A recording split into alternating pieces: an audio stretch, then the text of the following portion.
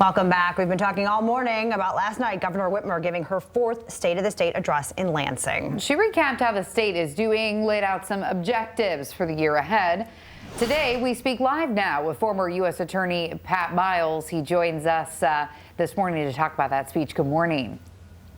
Good morning. So what are your takeaways from last night? Well, it's always very difficult to give a speech to an empty audience. And the governor was at a disadvantage because of COVID that she had to do this remotely, but it was very well produced. She was smiling. She was very energetic. She, of course, laid out her accomplishments and her plans for the upcoming year. And of course, it being a re-election year, she extended an olive branch to the Republican Party, to her opposition. She wasn't on attack. She was being very positive, being very optimistic, and trying to be very bipartisan, and framing the message around what she called kitchen table issues, which is a preview, must be, of her re-election platform. Yeah, and so we're talking kind of the highlights, repealing the retirement tax, increased Michigan Earned Income Tax Credit, capping insulin at $50. How achievable do you think some of these goals are? Well, these aren't extremely broad, challenging goals. They're very difficult for people to oppose. I think it's very possible. I mean, we know that in America and in Michigan, our politics seem broken, that the parties can't work together.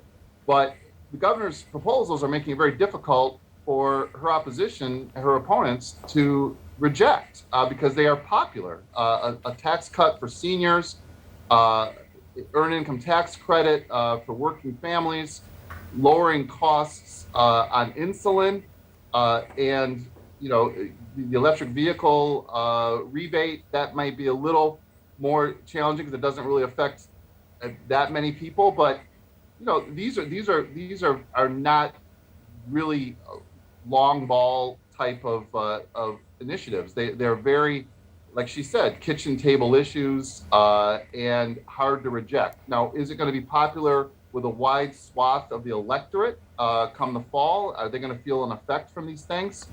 We'll see. She didn't really talk about, she did mention getting kids back in the classroom, but she didn't have a plan for that.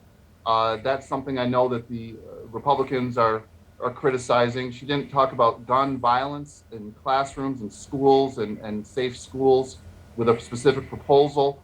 So she may still have some things that she's got to put out on the table in terms of initiatives. Pat, finally, as Michigan families are waking up this morning, should they feel encouraged by the governor's positivity and her move forward? Is that how they should feel today? What's your takeaway on that? I think, the governor, again, was not on attack. She was not criticizing and being critical of the Republican Party. She was extending an olive branch. She was talking about being bipartisan, working together to get things done.